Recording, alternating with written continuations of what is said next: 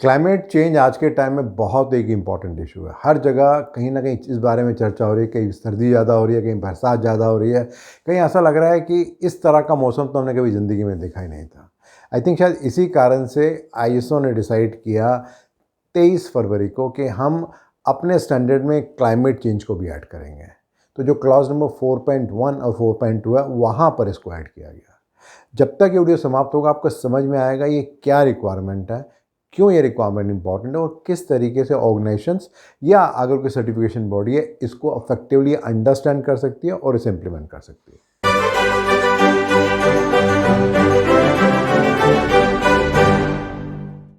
अगर हम आसपास देखें तो जैसे मैंने आपसे पहले कहा था, नॉर्थ इंडिया में इस बार 50 डिग्री टेम्परेचर पहुंच गया था। 2-3 महीने पहले की बात है, आपने सुना होगा दुबई में इतनी बारिश हुई कि 2 या 3 दिन तक पूरा दुबई बंद हो गया था।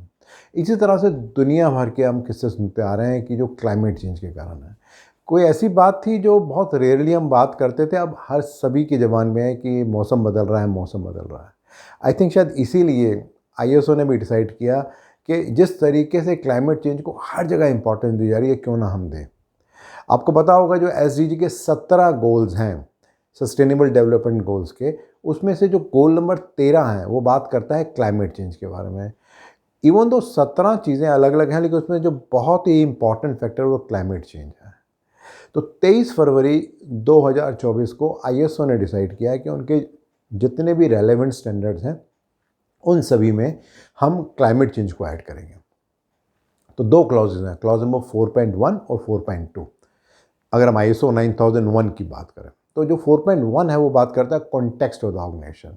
यहाँ पर वो बात करता है क्या नीड्स हैं, एक्सपेक्टेशंस हैं और किस तरह के इंटरनल एंड एक्सटर्नल इश्यूज हैं। तो यहाँ पर वो कहता है कि हर ऑर्गेनाइजेशन को इस बात को एनालाइज करना है कि क्या कोई ऐसा इशू इंटरनल या एक्सटर्नल हो सकता है जहाँ पे क्लाइमेट चेंज एक इम्पैक्ट कर सकता है।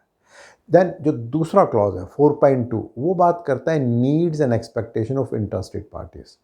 जब हम इंटरेस्टेड पार्टीज़ की बात करते हैं तो हम बात कर सकते हैं हमारे सप्लायर्स की, बैंकर्स की, सोसाइटी की और इस तरह के दुनिया भर के लोग हो सकते हैं जो कि उस कंपनी के अलावा होते हैं, वो सब इंटरेस्टेड पार्टी होते हैं। वहाँ पर क्या किसी तरह से क्लाइमेट चेंज का इम्पैक्ट आ सकता है, नहीं आ सकता, इन 2 फैक्टर्स को कंसिडर करते हुए स्टैंडर्ड में चेंज किया गया। एक और इम्पॉर्टेंट बात है कि इसके लिए कोई डेट नहीं है कि किस डेट से इम्प्लीमेंट होगा। 23 फरवरी को आया था और इमीडिएटली इसको हमें इम्प्लीमेंट करना है। अलग से ऐसा भी कहीं कोई रिक्वायरमेंट नहीं थी कि आईएसओ को कोई नया स्टैंडर्ड पब्लिश होकर आएगा। उन्होंने कहा कि ये रिक्वायरमेंट हमने आपको बता दी है, इसको आप इम्प्लीमेंट कर लीजिए। लेकिन फ्यूचर में जो भी आईएसओ के नए स्टैंडर्ड चेंज होंगे उन सब में हो सकता है इसके बारे में बहुत क्लैरिटी आए। अप्रॉक्सीमेटली 30 अलग अलग स्टैंडर्ड्स हैं जहाँ पर ये सब इम्पैक्ट आया है with respect to climate change. अब इस बात को अंडरस्टैंड करना बहुत ज़रूरी है कि ये रिक्वायरमेंट तो हमें समझ में आ गई, बट ये रिक्वायरमेंट इंपॉर्टेंट क्यों है, क्या कारण है इसका। तो इसके बहुत सारे कारण हैं जिस कारण से इसको समझना बहुत ज़रूरी है। जो सबसे इंपॉर्टेंट पहली बात आती है वो आती है रेगुलेटरी कंप्लायंस। ये समझना बहुत ज़रूरी है किसी भी ऑर्गेनाइजेशन के लिए कि किस तरीके से जो स्टैट्यूटरी और रेगुलेटरी रिक्वायरमेंट है उसको कंप्लाई किस तरह से करना है। देन जो दूसरी बात है वो रेपुटेशन और ब्रांड इमेज है। आज के टाइम में किसी भी ऑर्गेनाइजेशन के लिए उसकी जो रेपुटेशन और ब्रांड है सबसे इंपॉर्टेंट है। अगर कोई ऑर्गेनाइजेशन क्लाइमेट चेंज पे काम करती है तो इस तरीके से लोगों में लगता है कि वो बहुत अच्छा काम कर रही है। अक्सर ऐसा होता है कि हम टाटा ग्रुप के बारे में बोलते हैं कि उनकी रेपुटेशन बहुत अच्छी है, बहुत अच्छे ढंग से रिस्पेक्टेबल ऑर्गेनाइजेशन होते हैं। देन जो तीसरी बात है वो फाइनेंशियल रिस्क एंड अपॉर्चुनिटी। आज के टाइम में अगर किसी ऑर्गेनाइजेशन में कोई क्लाइमेट का इशू है तो बहुत बड़ी पेनल्टी भी हो सकती है, वो एक रिस्क है। बट एक अपॉर्चुनिटी भी है कि ऑर्गेनाइजेशन कुछ ऐसे काम करती है अपने यहाँ पे जिससे कि इन्वायरमेंट का फ़ायदा होता है। तो बहुत सारे तरीके हैं, कार्बन क्रेडिट और बहुत सारे तरीके और भी हैं जिससे कि ऑर्गेनाइजेशन उसको अर्न भी कर सकती है। दैन इसके अलावा सप्लाई चेन की जो रेजिलियंस है उसको अंडरस्टैंड करना बहुत ज़रूरी है। हर ऑर्गेनाइजेशन के साथ कम से कम 10, 15, 20 या 50, 100, 200 भी सप्लायर होते हैं। वहाँ पर क्या हाल चाल है, वहाँ पर लोगों की अंडरस्टैंडिंग क्या है with respect to climate change. ऐसा तो नहीं है कि वहाँ से जो प्रोडक्ट आ रहा है वो आपकी इम्पैक्ट कर रहा है आपके प्रोडक्ट को और ओवरऑल कहीं क्लाइमेट पे इम्पैक्ट कर रहा है, तो उसको भी देख सकते हैं। देन कहीं ना कहीं जब हम क्लाइमेट चेंज की बात करते हैं तो हम ये भी सोचते हैं कि क्या करें, क्या नए तरीके अपनाएं। जैसे कि आजकल आप सोच रहे हैं कि इलेक्ट्रिक व्हीकल की बात होगी, हाइड्रोजन की बात चल रही है और बायोफ्यूल की बात चल रही है, ये सब इनोवेशंस की बात हो रही है। एंड देन सबसे इंपॉर्टेंट बात है कि एम्प्लॉय की इंगेजमेंट भी होती है इससे और उससे बहुत फ़र्क पड़ता है। अब इसके बाद एक बहुत इंटरेस्टिंग क्वेश्चन आता है, इसको करे कैसे, इसका तरीका क्या है करने का। तो सबसे इम्पॉर्टेंट बात यह है कि किसी भी ऑर्गेनाइजेशन को ज़बरदस्ती इसको इम्प्लीमेंट नहीं करना। अगर उसके यहाँ पे वो रेलेवेंट है तो इम्प्लीमेंट करना, अगर रेलेवेंट नहीं है तो नहीं इस्तेमाल करना। इसी तरह से अगर सर्टिफिकेशन बॉडी की बात की जाए तो वहाँ पर ऐसा नहीं है कि सर्टिफिकेशन बॉडी फोर्स करेंगी किसी भी ऑर्गेनाइजेशन को कि उनको अपने यहाँ पे इम्प्लीमेंट करना। अगर वो रेलेवेंट होगा तो उस ऑर्गेनाइजेशन को डेमोन्स्ट्रेट करना है कि किस तरह से क्लॉज नंबर 4.1 और 4.2 एप्लीकेबल है और वो क्या कर रहा है जिसके बारे में। बट अगर वो एप्लीकेबल नहीं है तो ना ऑर्गेनाइजेशन को चिंता करनी है, ना ही सर्टिफिकेशन बॉडी को इसके बारे में प्रेशराइज करना है कि उनको ज़बरदस्ती इसको करना है। बट बहुत सारे क्लॉजेज हैं। अगर हम सोचें कि किस तरीके से क्लाइमेट चेंज इम्पैक्ट कर सकता है, मैं शुरू करता हूँ सबसे पहले क्लॉज नंबर 4.3 से। यहाँ बात हो रही है स्कोप के बारे में। मे भी ऐसा हो सकता है कि अगर हम क्लाइमेट चेंज किसी भी तरह से इम्पैक्ट करता है तो जो ऑर्गेनाइजेशन का स्कोप है वो इम्पैक्ट हो सकता है, जो उसकी प्रोडक्ट एंड सर्विसेज है। इसी तरह से 4.1 एंड 4.2 का जो बहुत लॉजिकल लिंक बैठता है वो क्लॉज नंबर 6.1 से बैठता है, जो कि बात करता है रिस्क एंड अपॉर्चुनिटी के बारे में।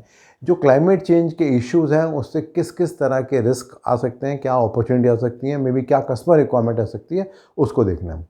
देन इसी तरह से एक और क्लॉज है, क्लॉज नंबर 6.3, जो बात करते हैं चेंजेस के बारे में कि क्या रिस्क एंड अपॉर्चुनिटीज़ जो आइडेंटिफाई है, स्कोप चेंज हो रहा है, उसका मैनेजमेंट सिस्टम में क्या इम्पैक्ट पड़ रहा है। देन जो क्लॉज नंबर 7.1 है जो रिसोर्सेज के बारे में बात करता है, वो कहता है भाई अगर क्लाइमेट चेंज एक रेलेवेंट इशू है तो क्या हमें कोई नए रिसोर्सेज के बारे में बात करनी है जो इसका इम्पैक्ट हमारे यहाँ पे आ सकता है। देन क्लॉज नंबर 8.2 जो कॉन्ट्रैक्ट रिव्यू की बात करता है, वहाँ पर ये बात होती है कि अब अगर क्लाइमेट चेंज ऑर्गेनाइजेशन के लिए रेलेवेंट है तो किस तरह की डॉक्यूमेंटेशन में को हमें देखना है, किस तरह के नए वैलिडेशंस के प्रोसेस हमें एस्टेब्लिश करने हैं, वो इम्प्लीमेंट करना है। देन अगर हम बात करें क्लॉज नंबर 8.3 जो डिज़ाइन एंड डेवलपमेंट की बात करता है, तो वहाँ पर कुछ नई रिक्वायरमेंट आ जाएंगी विद रिस्पेक्ट टू दिस। अगर हम सोच के देखें, बहुत सारी ऑर्गेनाइजेशंस हैं जहाँ पे क्लाइमेट चेंज का इम्पैक्ट आता है। अगर हम इलेक्ट्रॉनिक इंडस्ट्री देखें, जो ई वेस्ट होता है वो क्लाइमेट चेंज को इम्पैक्ट करता है। अगर हम किसी रबर इंडस्ट्री को देखें तो वहाँ पर जो भी रबर के रिलेशन में आउटपुट निकला है वो क्लाइमेट को इम्पैक्ट करता है। अगर हम कोई इलेक्ट्रोप्लेटिंग, पेंटिंग, पाउडर कोटिंग की बात करें तो उसका जो आउटपुट है वो भी इन्वायरमेंट को इम्पैक्ट करता है। तो देखा जाए मेजॉरिटी ऑफ द ऑर्गेनाइजेशन कहीं ना कहीं किसी ना किसी फॉर्म में इम्पैक्ट करती हैं।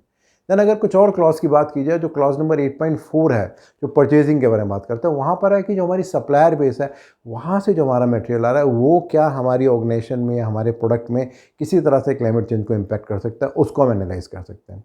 देन 8.5 बात करता है प्रोडक्शन के बारे में, क्लाइमेट चेंज का किस तरीके से इम्पैक्ट आने वाला है प्रोडक्शन में और वहाँ पर किस तरह के हमें कंट्रोल लगाने हैं। एंड देन सबसे आखिर में क्लॉज नंबर 9 जो बात करता है परफॉर्मेंस वैल्यूएशन के बारे में, कि आज के टाइम में ऑर्गेनाइजेशन के पास क्या कंट्रोल्स हैं इस बात को चेक करने के लिए कि कौन कौन से प्रोसेसेस हैं जो क्लाइमेट चेंज को इम्पैक्ट कर रहे हैं और क्या करना है ऑर्गेनाइजेशन को। सो देखा जाए पूरा का पूरा स्टैंडर्ड ही इम्पैक्टेड होता है और बहुत सारे क्लॉजेज हैं जो इससे इम्पैक्ट होते हैं। तो अगर मैं समरी करूं तो दो क्लॉजेज हैं, क्लॉज नंबर 4.1 और 4.2।